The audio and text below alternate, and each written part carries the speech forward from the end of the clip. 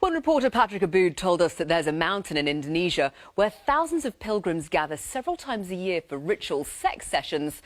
Well, we weren't quite sure what to think. So we sent him off with his camera to find out more. And after his trek to Java's Mount Komukus, this is what he came back with. Married men, kan kadang pakai ini kan, pakai kondom. cheating housewives, government officials and prostitutes. Most consider themselves devout Muslims, reveling in a mass ritual of adultery and sex. Welcome to Gunung Komukus, otherwise known as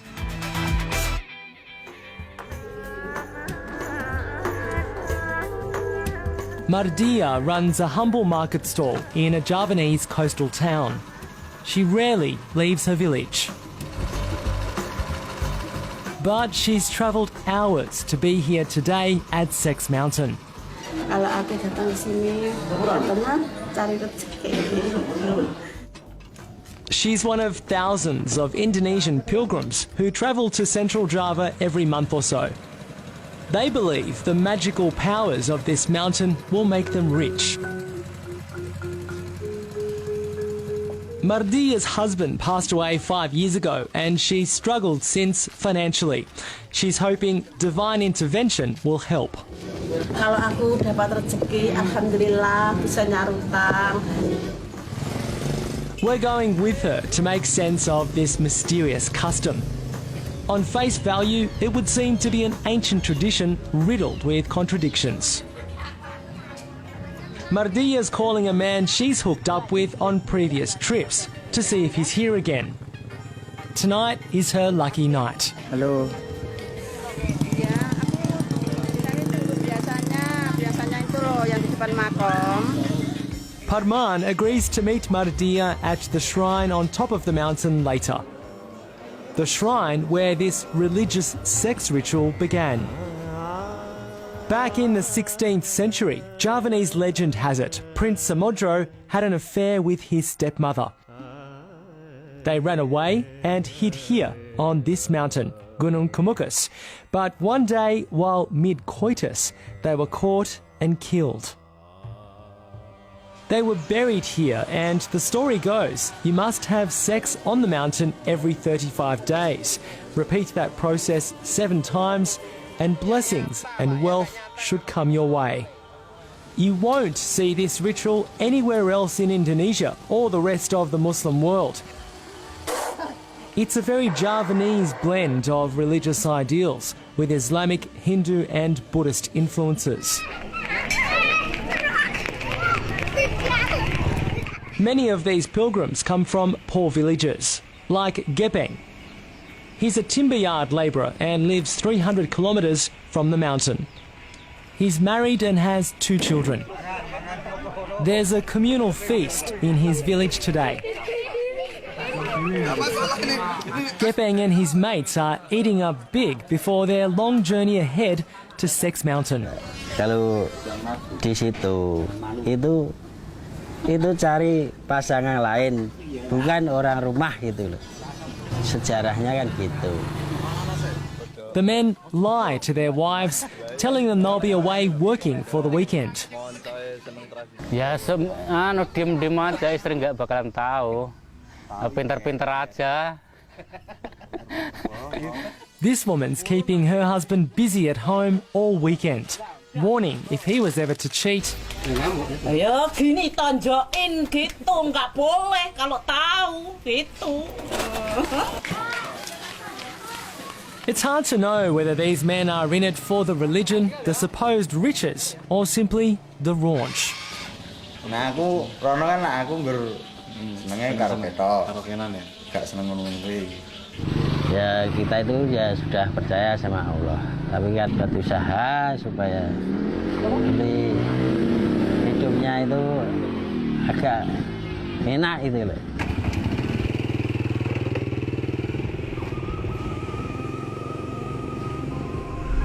The men set off on scooters to seek their fortune.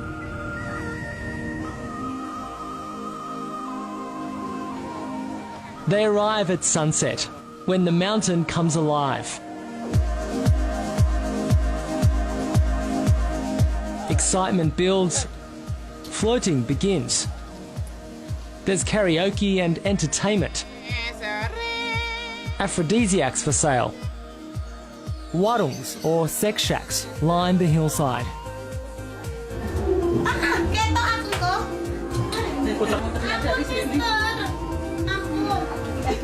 But before the fun, there are a couple of important steps that must be completed.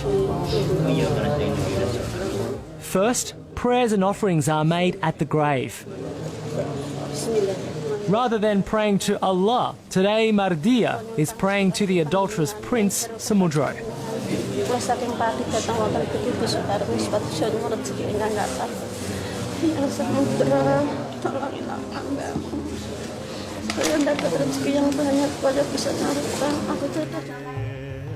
Then pilgrims must wash themselves at sacred springs. Once that's done, it's time for sex. Mardia disappears to find Parman. Yuli owns this makeshift motel that doubles as a sex shack and karaoke lounge. She rents out the rooms during ritual time, and it's a thriving business. Ya, alhamdulillah lancar, udah membaik. Ya. She attributes her success to the fact she completed the ritual years ago. Saya Islam. Boleh, sedangkan Tuhan aja ngasih kesempatan kita melakukan ibarat dosa, kesalahan yang seburuk, sefatal apapun bisa dibenahi. There's hundreds of little back rooms like this on the mountain for rent. In this space here, there's about 20 rooms, 10 on either side. They're all occupied at the moment, apart from the one that I'm rested up against and the one opposite me. There's women with hijabs walking in, Muslim men wearing their headpieces, walking in and out. Jadi ada sesuatu yang sangat aneh, sangat paradoks. Ya, ada masjid yang ada di situ, tapi di sekitarnya adalah tempat untuk melakukan perselingkuhan.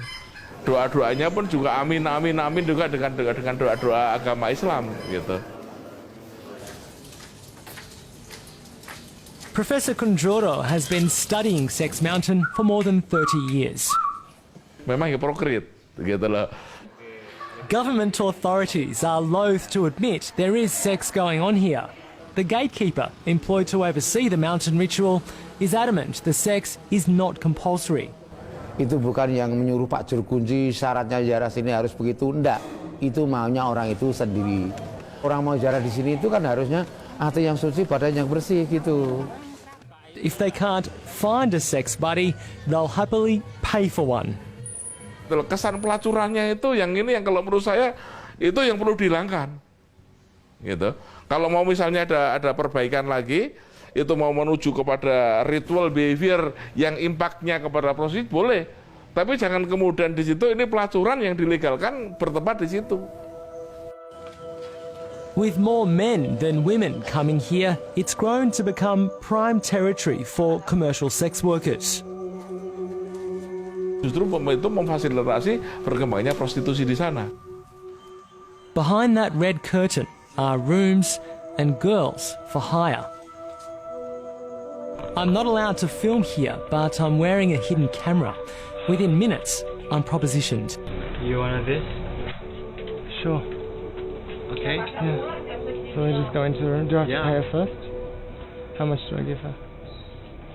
Moments later, I'm invited out back by the girl in yellow. I have to pay her the equivalent of around 30 Australian dollars. We enter a cubicle. She takes her clothes off. I explain I don't want to have sex. She agrees to just talk. And how many men you had today? 7 today. Oh, it's many.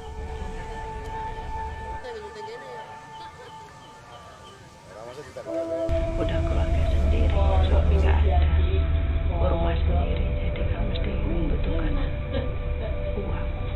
Do you think it's wrong that Islamic men come to have sex with you?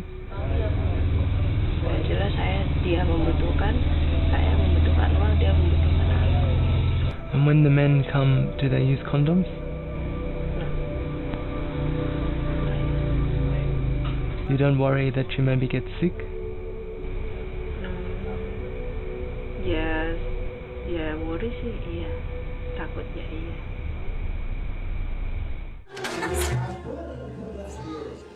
Agama Islam melarang. Mereka tidak paham dengan itu. Karena sekarang kepentingannya lebih kepada berat keuntungan, akhirnya yang di sana ditinggal.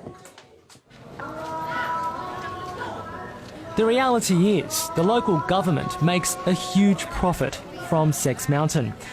They charge the stalls to set up shop, and the pilgrims pay a toll to enter the site. At around 5,000 rupiah, or 50 cents a pop for entry, with up to 10,000 pilgrims coming every 35 days. That's big business in Indonesia. So it's not surprising officials and religious leaders turn a blind eye.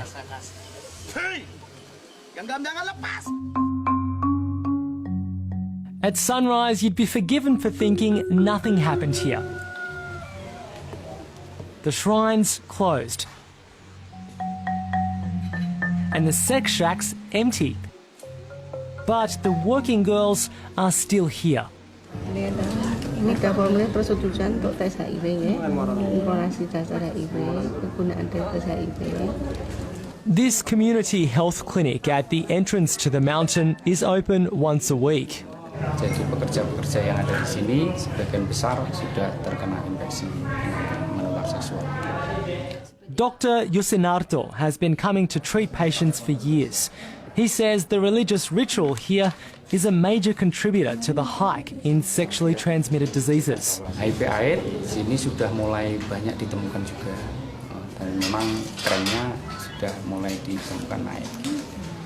Sebenarnya belum diakui, cuman yaitu gampangannya tahu.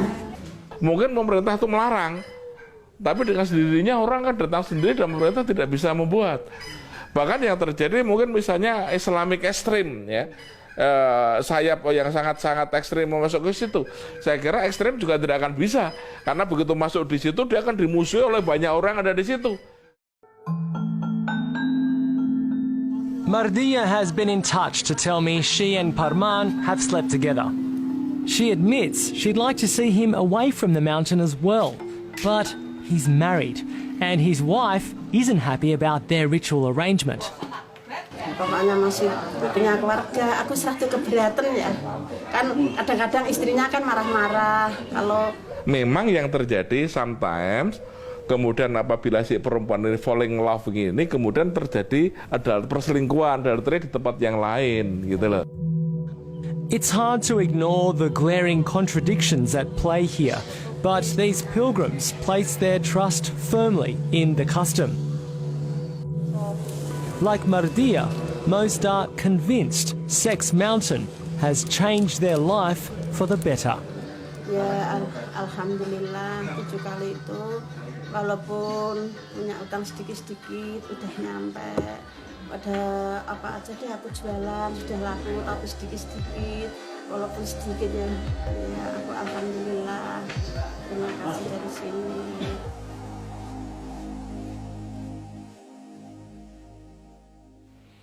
Patrick Aboud there. And there's a blog from Pat about his time on Sex Mountain on our website. Please let us know what you make of it all at sbs.com.au/Dateline.